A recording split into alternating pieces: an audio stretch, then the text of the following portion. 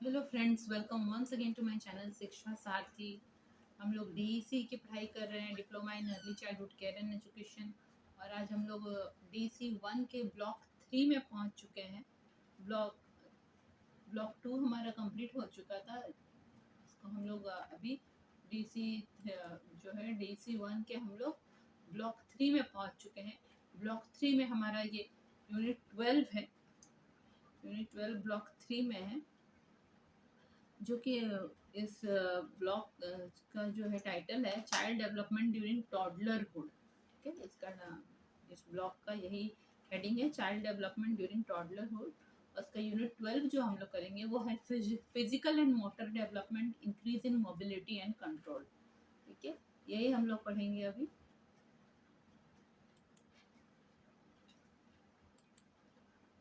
तो इसको हम लोग पढ़ते हैं। Physical and motor development, increase in mobility and control. ये बच्चे का शारीरिक विकास होगा, उसकी मांसपेशियों का विकास होगा, कि उसके हाथ पैरों का अच्छे से विकास होगा, और वो उसका जो मूवमेंट है बच्चे का वो बढ़ेगा, और अपने बॉडी पे उसका कंट्रोल आएगा कि वो ठीक से खड़ा हो पाए या चल पाए। ठीक है, तो जो भी 12 महीने का शिशु होता है, हम लोगों ने ब्लॉक 2 में पढ़ा था, वो अपने आप को अब खड़े होने के पोजीशन में ले आ सकता है। कुछ स्टेप वो चलता भी है, सपोर्ट ले लेके वो कुछ स्टेप चल भी पाता है। वो अब कुछ वस्तुओं को तक उसकी पहुंच हो जाती है, वह उन्हें उठा के पकड़ता भी है। ठीक है, एक बच्ची है एनी, जो कि 3 साल की है। 3 साल की है, मतलब और एक महीने में वो 3 साल की हो जाएगी।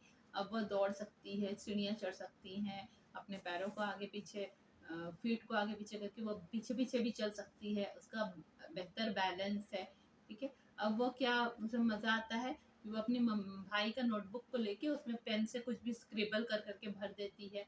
हाँ, जहाँ भी उसे वो पड़ा हुआ मिलता है, और उससे उसका भाई काफ़ी नाराज़ भी हो जाता है। उसे पानी से खेलना अच्छा लगता है, उसे इधर उधर स्प्लैश करना, पानी फेंकना, या एक कंटेनर से दूसरे कंटेनर में डालना उसका फेवरेट गेम है।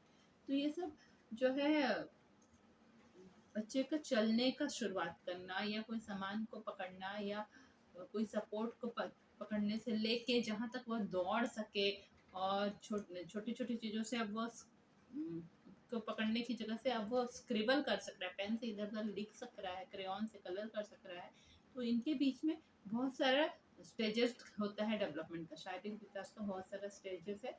उसी में हम लोग इसी के बारे में अभी पढ़ेंगे कि क्या कब ऐसे में उसकी जो लंबी और छोटी मांसपेशियों का, gross and fine motor skills का उसका विकास होता है। लंबी और छोटी मांसपेशियों के क्षमताओं का उसका विकास होता है इस समय, बचपन के समय में, टॉडलरहुड में। और उसका शारीरिक ग्रोथ कैसे हो रहा है इस पीरियड में, हम लोग वो सब पढ़ेंगे। ठीक है, इस यूनिट 12 में, ब्लॉक 3 के यूनिट 12 में हम लोग पढ़ेंगे। तो सबसे पहले हम लोग पढ़ते हैं फिजिकल ग्रोथ के बारे में। तो फिजिकल ग्रोथ के बारे में हम लोग जब पढ़ रहे हैं तो देख रहे हैं कि बचपन के समय जो ग्रोथ है वो वर्ष जीवन के पहले वर्ष में बहुत स्पीडली नहीं होता है। ठीक है, और जो है फर्स्ट ईयर ऑफ लाइफ में उसका बचपन में ग्रोथ इतना स्पीड नहीं होता है एज फास्ट। पर फिर भी बाकी वर्षों में जितनी तेजी से बच्चे का ग्रोथ है, उससे ज़्यादा तेजी से पहले वर्ष में उसका ग्रोथ होता है।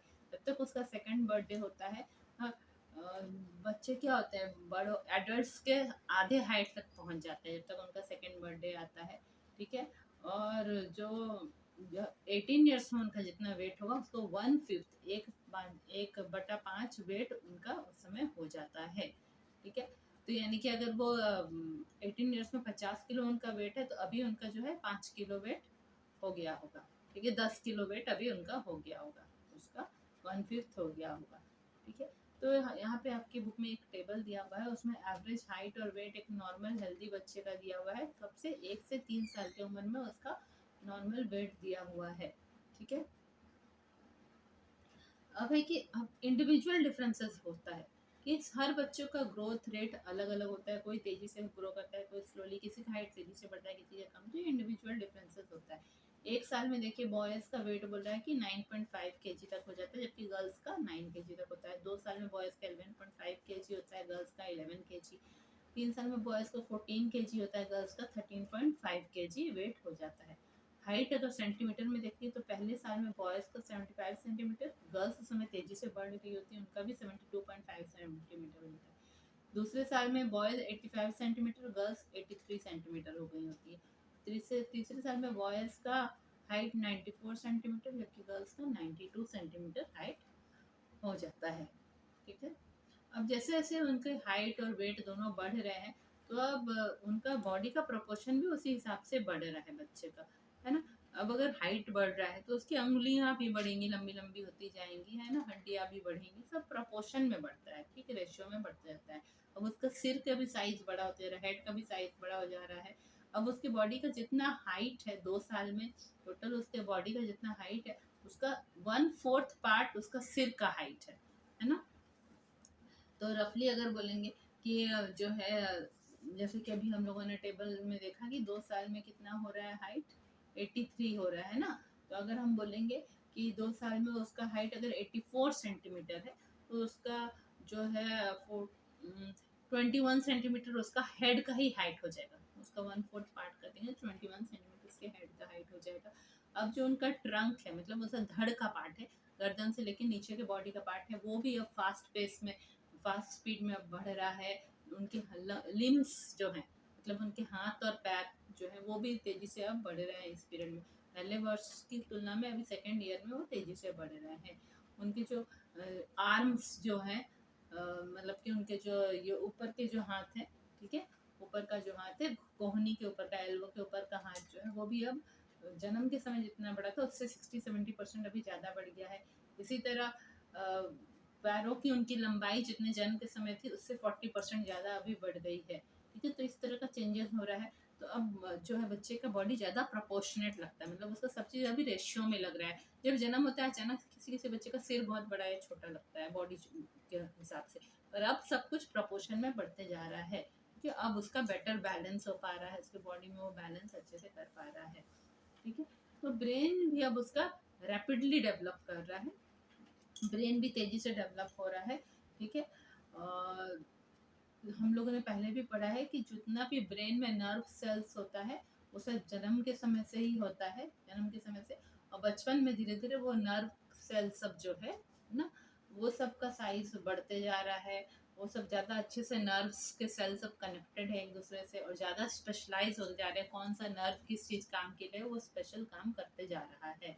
ठीक है, तो ब्रेन का ये सब डेवलपमेंट जो है बहुत इम्पोर्टेंट है, क्योंकि वो बच्चे को जो है जितना उसका ब्रेन का डेवलपमेंट होगा उतना वो अपने मूवमेंट पे कंट्रोल कर पाएगा, और उसका जो भी gross and fine motor skills है, मतलब वो अपनी छोटी मांसपेशियों और बड़ी मांसपेशियों के थ्रू की जो क्षमताएं उनके थ्रू जो वो काम कर रहा है वो भी ज़्यादा एक्यूरेट काम कर पाएगा, वो अच्छे से कोई सामान को पकड़ पाएगा या चल पाएगा अच्छे से, जितना उसका ब्रेन का डेवलपमेंट हो रहा है। तो ठीक है, तो शारीरिक विकास के साथ साथ बच्चे के भाषा का भी विकास हो रहा है, बौद्धिक विकास भी हो रहा है, कॉग्निटिव डेवलपमेंट हो रहा है। क्यों? क्योंकि उसका ब्रेन भी अब ग्रो कर रहा है। तो सारा जो डेवलपमेंट है एक दूसरे से रिलेटेड है, कि ब्रेन जिस हिसाब से मैच्योर हो रहा है तो बॉडी भी मैच्योर हो रहा है, और बॉडी मैच्योर हो रहा है तो ब्रेन भी मैच्योर हो रहा है। बचपन के पहले साल में जो है बॉडी में जो मसल्स हैं, मांसपेशियां हैं, उनकी जो फाइबर्स हैं, ठीक है, मांसपेशियों के जो रेशे हैं बॉडी के, वो अपने लेंथ में बढ़ रहे हैं और वो थिक भी हो रहे हैं, मोटे भी होते जा रहे हैं। इस तरह मसल्स के ऊपर कंट्रोल बॉडी का और होता जा रहा है। अब जो सॉफ्ट कार्टिलेज थे, जन्म के समय क्या होता है, बच्चे को बोलते हैं सब चीज़ सॉफ्ट होता है, उसके मांसपेशियों के भीतर का जो कार्टिलेज था वो भी बहुत सॉफ्ट था, है ना, वो सब धीरे धीरे अब हार्ड होने लगा है। अब उसका जो है स्पाइनल कॉर्ड जो है, रीढ़ की हड्डी है, या उसके ऊपर के हाथों के जो आर्म्स के जो हड्डियां हैं, पैर की हड्डियां, वो थोड़ी थोड़ी हार्ड होती जा रही, ताकि बच्चा जो है अपना वेट सपोर्ट कर पाए, तब ना बच्चा खड़ा हो पाएगा, है ना। तो वो अपने वेट को सपोर्ट कर पाए, इसलिए उसकी हड्डियां थोड़ी मजबूत और हार्ड होती जा रही हैं। ठीक है, इसकी मदद से बच्चा अब सीधा खड़ा हो पा रहा है और कॉम्प्लेक्स मोटर टास्क भी कर पा रहा है। कॉम्प्लेक्स मोटर टास्क कैसे, धीरे धीरे कदम रख रख के आगे बढ़ना, सीढ़ियाँ ऊपर नीचे चढ़ना, तो कॉम्प्लेक्स मोटर टास्क भी वो कर पा रहा है। अब उसके बॉडी में पहले जन्म के समय जितने बोन्स थे उससे ज़्यादा बोन्स अभी बढ़ते जा रहे हैं। छोटे बोन्स एक दूसरे से ज्वाइन होकर लंबे लंबे बोन्स बनाते जा रहे हैं, बड़े बोन्स बनाते जा रहे हैं। जो कार्टिलेज टिश्यू था वो अब हार्ड हो जा रहा है धीरे धीरे, और वो नए बोन्स में चेंज हो जा रहा है। ठीक है, जब तक वो शिशु 3 वर्ष का हो जाता है, उसका पूरा 20 दांतों का कंप्लीट सेट हो जाता है, मिल्क टीथ जिसको बोलते हैं, दूध के दांत बोलते हैं। अब उसकी देखने की क्षमता, सुनने की क्षमता, हाँ, और टेस्ट करने की, स्मेल करने की, टच करके समझने की क्षमता, ये सबका विकास तेजी से हो गया है। ठीक है, अब जो है ये सारी जो फिजिकल चेंजेस हो रहे हैं, उसी कारण अब बच्चे का मोटर स्किल्स बढ़ गया है। हाँ, मोटर क्षमताएं बढ़ गई हैं, जैसे कि चलना, दौड़ना, चढ़ना, जंप करना, घिसना, कॉपी से में पेन से घिसना, और कोई चीज़ को अच्छे से पकड़ना, ये सारी क्षमताएं उसमें बढ़ गई है। ठीक है, अब हम लोग आगे इसमें पढ़ेंगे कि ग्रॉस मोटर स्किल के बारे में पढ़ेंगे। तो ग्रॉस मोटर स्किल के बारे में हम एक नए वीडियो में पढ़ेंगे। आज के वीडियो में BC1 में इतना ही है। नए वीडियो में हम लोग ग्रॉस मोटर स्किल को अच्छे से डिटेल में पढ़ेंगे। मेरे वीडियो को देखते रहें, सब्सक्राइब करें मेरे चैनल को, अपने फ्रेंड्स के साथ भी मेरे वीडियो को शेयर करें। Thank you.